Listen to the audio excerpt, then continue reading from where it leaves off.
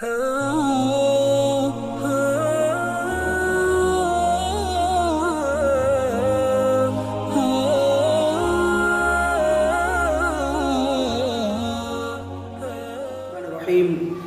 ونصلي على رسوله الكريم اما بعد فاعوذ بالله من الشيطان الرجيم بسم الله الرحمن الرحيم لن ينال الله لحومها ولا دماؤها ولكن يناله التقوى منكم صدق الله مولانا العظيم. سامعین گرامی، اللہ رب العزت نے قرآن کریم کی آیت پاک میں یہ بات ارشاد فرمائی ہے کہ اللہ سبحانہ و تعالیٰ تک تمہاری قربانیوں کا خون اور اس کا گوشت نہیں پہنچتا ہے، بلکہ اللہ سبحانہ و تعالیٰ تمہارا تقوی دیکھنا چاہتے ہیں. اور تقوی ایک ایسی چیز ہے جس پر اللہ سبحانہ و تعالیٰ کی نگاہ ہوتی ہے،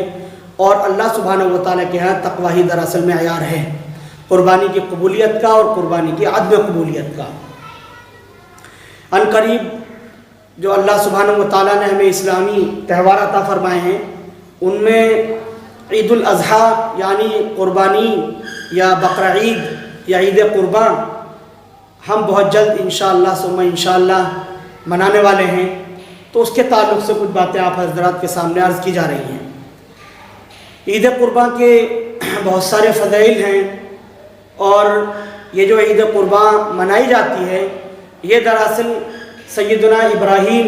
اور اسماعیل علیہ السلام کی ایک عظیم الشان اور ایک بڑی یادگار قربانی کی طرف ہمیں متوجہ کرتی ہے، اور ہر آنے والا سال اور ہر آنے والے ایام ہمیں اس عظیم الشان قربانی کی یاد دلاتے ہیں جو ایک باپ نے اپنے بیٹے کی اپنی دانست میں قربانی پیش کی، یہ سمجھتے ہوئے کہ اللہ سبحانہ و تعالیٰ نے ان کو قربانی کا حکم فرمایا ہے. تو اللہ کے ایک جلیل القدر پیغمبر نے اللہ کی بات مانتے ہوئے قربانی کی. اللہ سبحانہ و تعالیٰ نے اس سنت کو زندہ کرنے کے لیے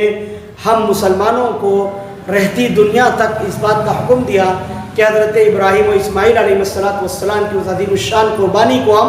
ہر سال زندہ کریں، اور ہم قربانی کے طور پر ایک جانور اللہ کی بارگاہ میں پیش کریں. وہ جانور، اس کا خون اور اس کا گوشت کوئی چیز اللہ کو نہیں پہنچتی ہے. اللہ سبحانہ و تعالیٰ تقوی دیکھنا چاہتے ہیں کہ انسان نے اللہ کی رضا اور اس کی خوشنودی حاصل کرنے کے لیے اس عمل کو انجام دیا ہے،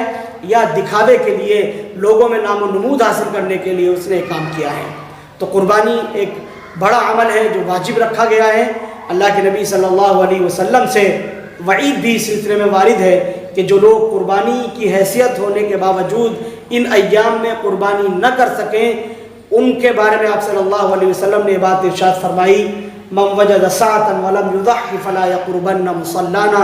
کہ جس شخص کی حیثیت تھی کہ وہ قربانی کر سکے اور قربانی کی حیثیت کے باوجود اس نے قربانی نہ کی، تو ہماری کوئی ضرورت نہیں ہے کہ وہ ہماری قربان گاہ میں ہماری عیدگاہ میں آئے اور نماز ادا کریں. ایسے لوگوں کے لیے کوئی ضرورت نہیں. تو اس سے اندازہ لگایا جا سکتا ہے کہ قربانی کا عمل کتنا اہم ہے اور کتنی زیادہ اسلام کے اندر اس کی اہمیت ہے. چنانچہ ہم میں سے ہر ایک کو یہ دیکھنا چاہیے، جائزہ لینا چاہیے کہ کیا ہم پر قربانی واجب ہو رہی ہے. اگر ہم پر قربانی واجب ہے تو ذوق و شوق کے ساتھ ہم قربانی کریں. قربانی ہر اس شخص پر واجب ہوتی ہے جو صاحب نصاب ہے، جو صاحب حیثیت ہے، یعنی اس کے پاس 52.5 تولہ چاندی یا 7.5 تولہ سونا یا 52.5 تولہ چاندی کے بقدر تھوڑا سونا، تھوڑی چاندی، تھوڑا مال تجارت یا ضرورت سے زائد مال جس کو وہ استعمال نہیں کر رہا ہے وہ اس کے گھر کے اندر رکھا ہوا ہے اور اس کی قیمت 52.5 تولہ چاندی کے بقدر پہنچ جاتی ہے. ایسا شخص شریعت کی نگاہ میں صاحب نصاب ہے، اس کو چاہیے کہ وہ ان ایام کے اندر قربانی کرے. ایسے شخص کے اوپر قربانی کرنا واجب ہے. تو یہ جو قربانی ہے، قربانی کے جو ایام ہیں، ان ایام میں اللہ سبحانہ و تعالیٰ کو قربانی سے زیادہ کوئی دوسرا عمل محبوب اور پسند نہیں ہے. روایت کے اندر آتا ہے کہ جو ایام قربانی ہیں یعنی 10، 11 اور 12 ذی الحجہ، ان ایام میں اللہ سبحانہ و تعالیٰ کو جانور کا خون بہانے سے زیادہ کوئی دوسرا عمل جو ہے محبوب نہیں ہے. کوئی انسان کیسی بھی نیکیاں کرے سب سے زیادہ اس پر اجر و ثواب ملتا ہے، سب سے زیادہ قربانی کے عمل پر ثواب ملتا ہے. تو زیادہ سے زیادہ کوشش کریں، جائزہ لیں. اگر اللہ سبحانہ و تعالیٰ نے ہمیں باحیثیت بنایا، ہماری حیثیت ہے کہ ہم قربانی کر سکیں، تو پھر ہمیں چاہیے کہ ہم قربانی کریں. ہماری ذمہ داری بنتی ہے، ہم خوش ہوں کہ اللہ سبحانہ و تعالیٰ نے ہمیں باحیثیت بنایا ہے، ہم قربانی کر سکتے ہیں. تو اللہ سبحانہ و تعالیٰ کا شکر ادا کریں کہ اللہ سبحانہ و تعالیٰ نے ہمیں باعث بنایا، پھر بہترین سے بہترین اچھے سے اچھے جانور کی ہم قربانی پیش کریں۔ ایک بات یہاں پر عرض کرتے ہیں کہ بعض لوگ یہ سمجھ رہے ہیں کہ جیسے مسلم کے حالات ہیں، لاک ڈاؤن کا زمانہ ہے، بعض مسلمان غریب محتاج اور پریشان حال ہیں جو پہلے ہی سے بیچارے محتاج اور ضرورت مند تھے، ان کی ضرورتیں اور بڑھ گئی ہیں، اور ان حالات میں تو جو بہت سے کھاتے پیتے گھرانے بھی تھے ان کو بھی جو ہے وہ نچلے طبقے تک پہنچا دیا ہے۔ اس طرح کے حالات ہیں، تو بعض لوگوں کو یہ کہتے ہوئے سنا جا رہا ہے کہ اس مرتبہ قربانی کرنے کے بجائے لوگوں کا تعاون کر دینا چاہیے، لوگوں کی ہیلپ کر دینی چاہیے، لوگوں کی مدد کر دینی چاہیے۔ یہ غلط طریقہ ہے۔ قربانی کے بدلے آپ لوگوں کا تعاون کریں، یہ کیا بات ہوئی؟ قربانی کرنا ایک الگ عمل ہے، اور لوگوں کا تعاون کرنا، ان کے کام آنا، ان کی ضرورتوں کو پورا کرنا، اس کا اجر و ثواب الگ ہے، ایک الگ عمل ہے۔ تو دونوں کو نہ ملایا جائے، بلکہ قربانی کی جگہ ہے، قربانی کی جائے۔ اللہ سبحانہ و تعالیٰ نے موقع دیا ہے تو لوگوں کا تعاون کریں۔ ہاں ایسا ہو سکتا ہے، یہ کیا جا سکتا ہے کہ آپ بہت اچھا جانور ہر سال کرتے آئے ہیں، 12-14 ہزار روپے کا کہ ایک قربانی آپ مثال کے طور پر کرتے چلے آئے ہیں، اب کہ آپ نے یہ کیا کہ آپ نے 8,000-7,000 روپے کی قربانی کر دی، تو اب جو یہ زائد رقم بچی آپ کے پاس 5-4 ہزار روپے، یہ آپ فقراء اور مساکین پر صرف کر دیجئے، کوئی حرج نہیں ہے، یہ اچھی بات ہے۔ یا اسی طرح سے آپ ایک واجب قربانی ہمیشہ سے کرتے چلے آئے ہیں، اس مرتبہ آپ کا موقع ہے کہ آپ پھر نفلی قربانی کریں، یا پہلے سے آپ نفلی قربانی کرتے چلے آئے ہیں پھر چاہتے ہیں کہ نفلی قربانی کریں، تو آپ اگر نفلی قربانی نہ کر کے یہ سمجھیں کہ میں اپنے مسلم بھائیوں کا تعاون کروں گا، میں ان کے کام آؤں گا، ان کی ضرورتوں میں اس مال کو خرچ کر دوں گا، تو بہت ممکن ہے کہ اس صلہ رحمی کے نتیجے میں اللہ سبحانہ و تعالیٰ اس پر بڑا اجر عطا فرما دے۔ یہ اللہ سبحانہ و تعالیٰ کی طرف سے اس کی توقع رکھی جا سکتی ہے، اس کی امید رکھی جا سکتی ہے۔ تو یہ دونوں اعمال الگ الگ ہیں۔ اسی طرح سے کوئی اور نوعیت ہے، اس میں آپ صرف کرتے ہیں، لوگوں کے اوپر خرچ کرتے ہیں، تو اس کو کرتے رہیے، لیکن قربانی سے اس کو ملانا ہے بہتر نہیں ہے۔ البتہ اس میں ایک شکل اور بھی ہے، وہ یہ ہے کہ خدا نہ کرے کسی جگہ پر اس طرح کے حالات ہیں کہ ایام قربانی میں قربانی کرنے کی اجازت نہیں ہے، یا کسی شخص نے جانور خرید لیا قربانی کا اور قربانی نہ کر سکا، وقت گزر گیا، یا ایام قربانی میں کوئی پابندی لگی ہوئی ہے اور آخر وقت تک وہ پابندی نہیں ہٹی بلکہ وہ قربانی نہ کر سکا، تو اب جب 12 ذی الحجہ گزر جائے، قربانی کے 3 دن گزر جائیں، تو پھر یہ جو رقومات ہیں قربانی کی جو ہم نے قربانی کے لیے مختص کی تھی، اب ان کو فقراء اور مساکین پر خرچ کر دیا جائے۔ اب ان کو فقراء و مساکین کے اوپر خرچ کیا جائے گا، یہ ان کا اب حق بن گیا، آپ ان کو دے سکتے ہیں۔ لیکن پہلے سے پہلے یہ سوچنا کہ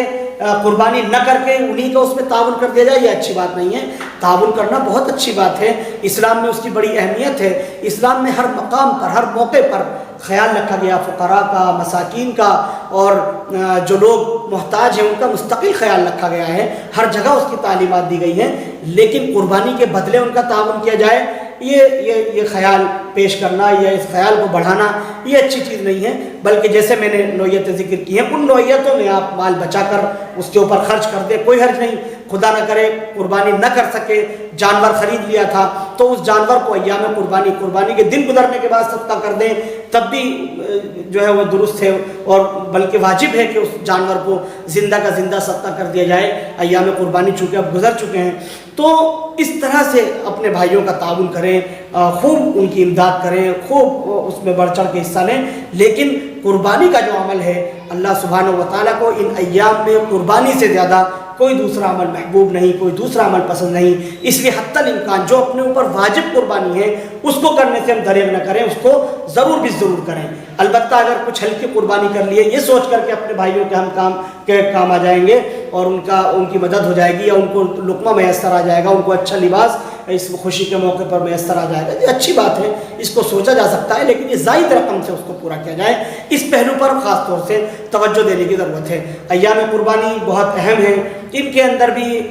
جو ہے وہ گناہوں سے بچنے کا اہتمام، اللہ سبحانہ و تعالیٰ کی زیادہ سے زیادہ عبادت کا اہتمام، خاص طور پر جو وبا پوری دنیا کے اندر پھیلی ہوئی ہے، ساری دنیا کو اس نے اپنی چپیٹ میں لیا ہوا ہے، یہ موقع ہے کہ ہم اللہ سبحانہ و تعالیٰ کو راضی کرنے کی کوشش کریں، اللہ سبحانہ و تعالیٰ کو منانے کی کوشش کریں، اللہ سبحانہ و تعالیٰ کی بارگاہ میں سجدہ ریز ہوں، خوب عبادات کریں، خوب قربانی پیش کر کے اللہ سبحانہ و تعالیٰ کو راضی کرنے کی کوشش کریں، اور دعائیں کریں کہ اللہ سبحانہ و تعالیٰ سارے عالم کو اس مہلک مرض سے، اس وبا سے نجات عطا فرما دے، تاکہ ہم آزادانہ طور پر اپنی مسجدوں کو آباد کر سکیں، اپنی عبادت گاہوں کو آباد کر سکیں، اپنی تعلیم گاہوں کو آباد کر سکیں، اور جو بھی ہماری ضروریات زندگی ہیں ان کو ہم آزادانہ طور پر ادا کر سکیں، اور یہ جو خوف اور ایک ڈر کا ماحول ہے یہ دور ہو جائے۔ ظاہر ہے کہ اللہ سبحانہ و تعالیٰ کے ہاتھ میں ہے، اللہ سبحانہ و تعالیٰ یہ سب کچھ کر سکتے ہیں، اس مہلک وبا سے اللہ سبحانہ و تعالیٰ ہی نجات عطا فرما سکتے ہیں۔ تو خوب اللہ سبحانہ و تعالیٰ سے ہم دعا کریں،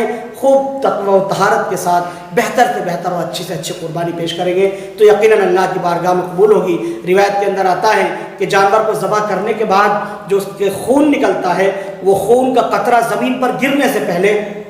اللہ کی بارگاہ میں قربانی قبول کر لی جاتی ہے۔ اللہ سبحانہ و تعالیٰ اس پر بڑا اجر و ثواب عطا فرماتے ہیں، حتیٰ کہ جانور کے